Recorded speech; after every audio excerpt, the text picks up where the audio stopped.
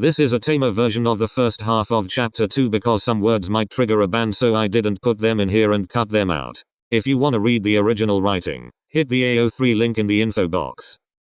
Chapter 2, Shy and Matcha Tea. One word, ridiculous. It's ridiculous, preposterous, almost absurd even how well Atsumu and SakuAtsu get along again. How quickly Atsumu gets involved with him after all these years of vowing not to waste another second on his ex-boyfriend. Claiming how well he was handling his life without him.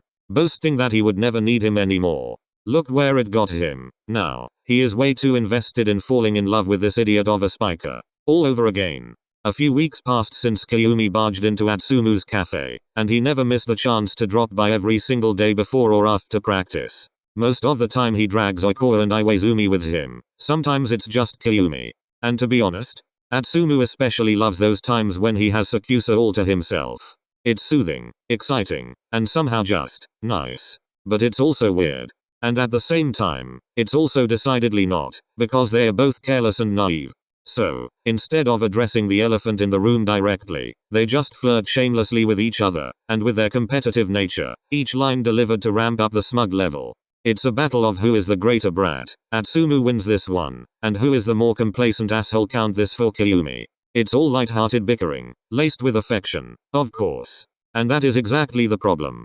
It makes Atsumu remember the days of yore, the time spent together at youth camp, the constant playful banter, the high he felt when the SakuAtsu Kyumi admitted his feelings for him and made Atsumu realize that it's possible to love him because of his personality and not only for his scent. Unfortunately, it also makes him remember the day Kyumi left him.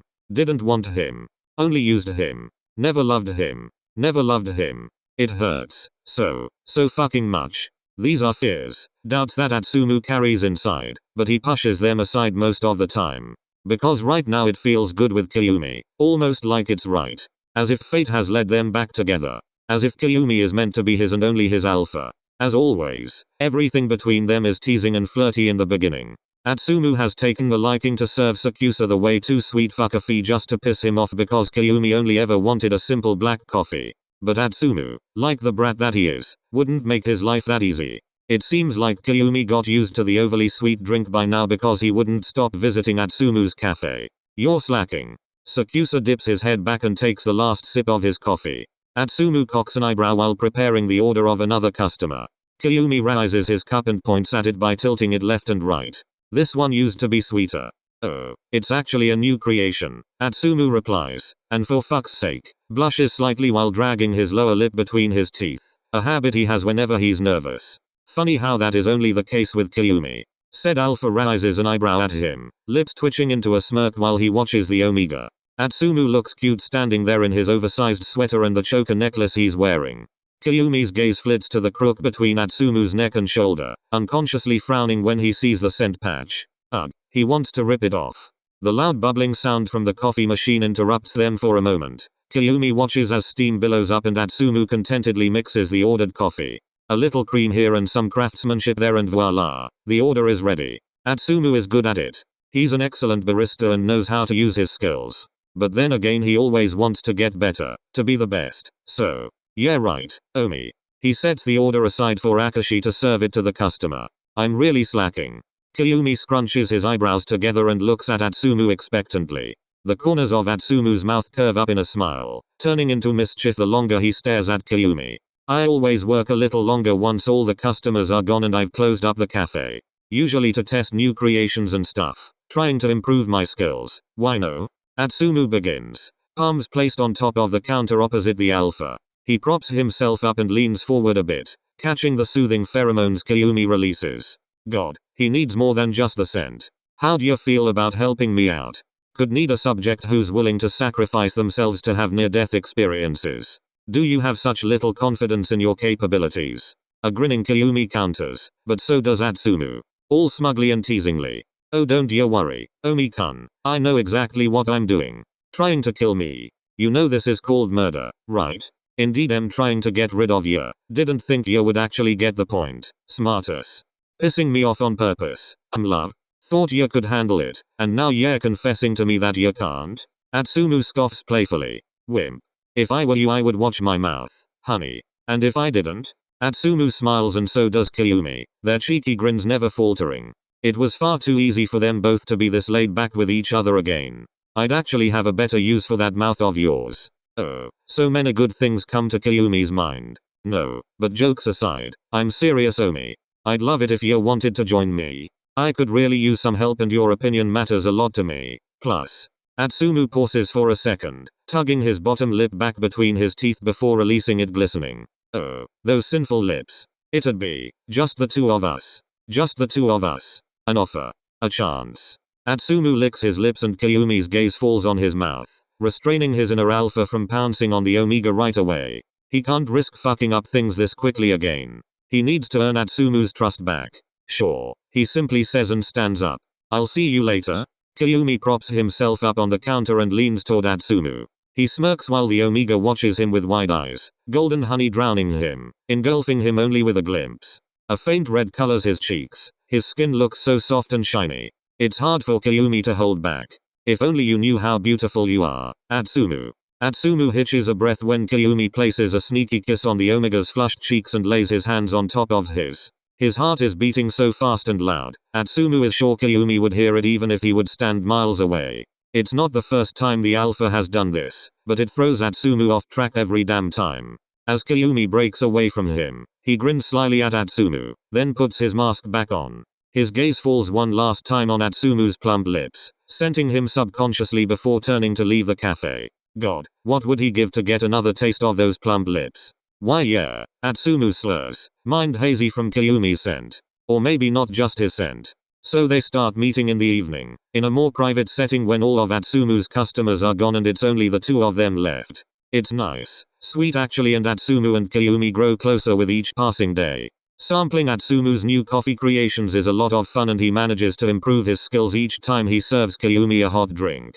Much to Kayumi's liking, the drinks aren't particularly sweet either, but rather neutral, genuinely good even. Oh, who is he kidding here? These are the best variations of coffee Kayumi has ever had the pleasure of tasting. So he is lulled into a false sense of security when Atsumu presents him his latest creation. He puts it on the table and sits down next to him on the couch, bumping his thigh and shoulder against Kayumi's and giving him a sheepish smile. His cheeks are slightly flushed, his skin appears so soft. Atsumu is probably the most gorgeous Omega Kayumi has ever seen. The alpha chuckles lightly as he looks at the cup in front of him. A masterpiece of a heart decorates the froth milk of his coffee and Kayumi can't help but smile at Atsumu, eyes blazing. The tips of Atsumu's ears turn red and his nape blushes while his heart is tripping over its own rhythm. What on earth is Kayumi doing to him? Have I won your heart yet? Teases Kayumi, and Atsumu scoffs. He shakes his head and cracks a smile. I'm not that easy, Omi, he taunts back, his smile growing more impish. How long can Atsumu continue to fool himself? Try it, he commands, eager to catch Kayumi's reaction.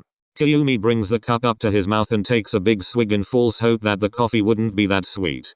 Reality once again teaches him better, however, and he contorts his face, noticing the far too sweet taste of caramel on his tongue. Kayumi set the cup aside and slowly opened his narrowed eyes. He meets the amused expression of Atsumu, whose lips are already parted in laughter. Atsumu has done this on purpose. You trick me.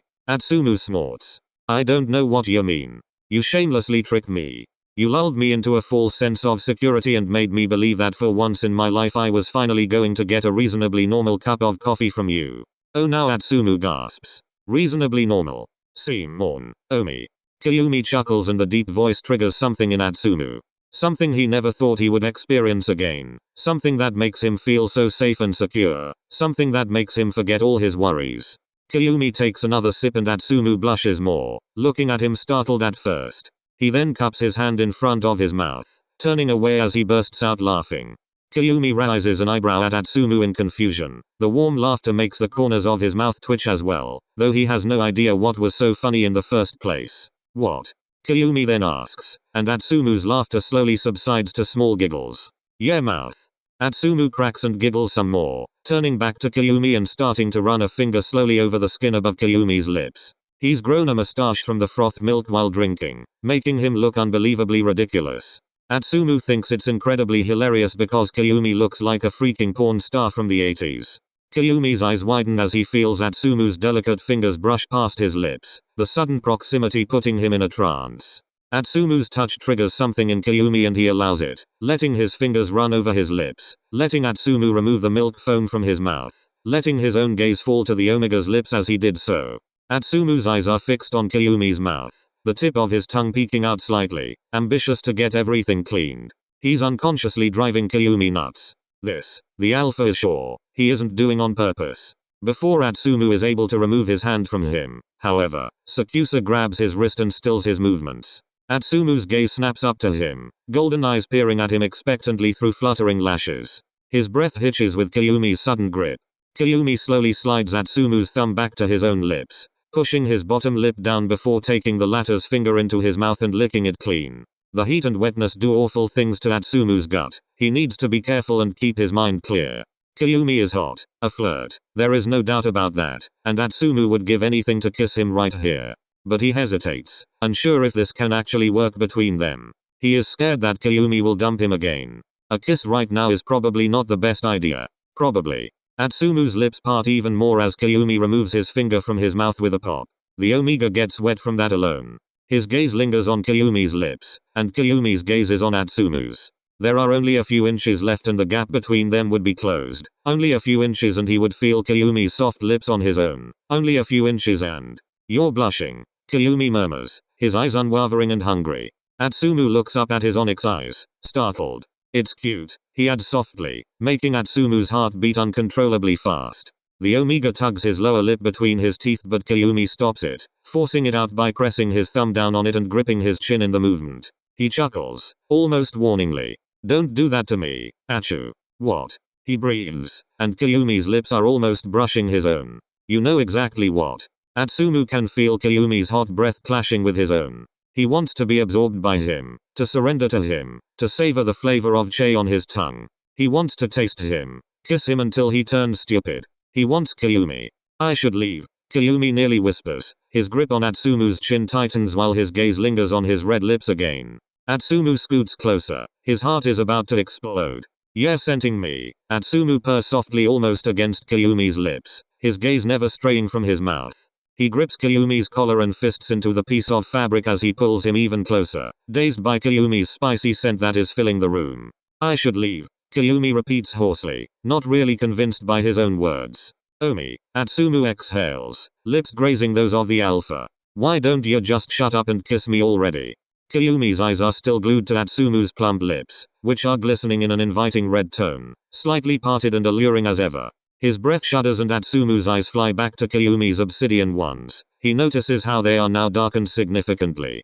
Kyumi doesn't answer Atsumu. He just crashes their lips together and fuck. Both Kyumi and Atsumu have missed the feeling of the other's softness incessantly. They have both been craving it like lifeblood. It's chaste and reluctant at first because Kyumi is unsure about how much he is allowed to do.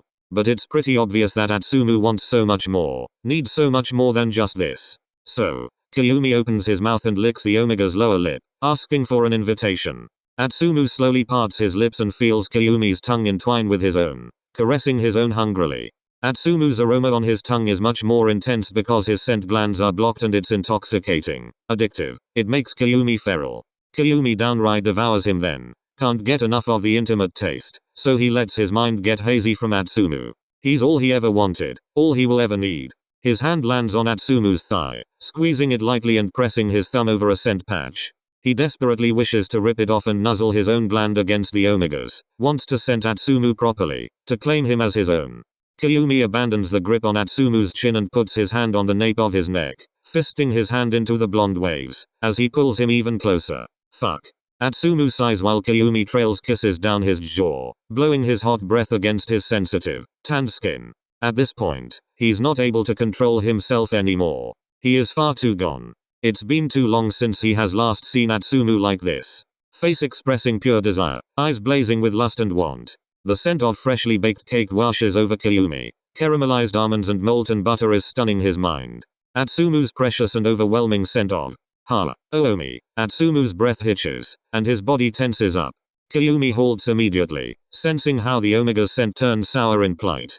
Wait, why can he smell Atsumu's scent? Then Kyumi realizes where his lips are, realizes what his fingertips are about to do, realizes that he's about to peel the patch from Atsumu's mating gland, that he's nuzzled in the crook of the Omega's neck. Oh. Oh, shit.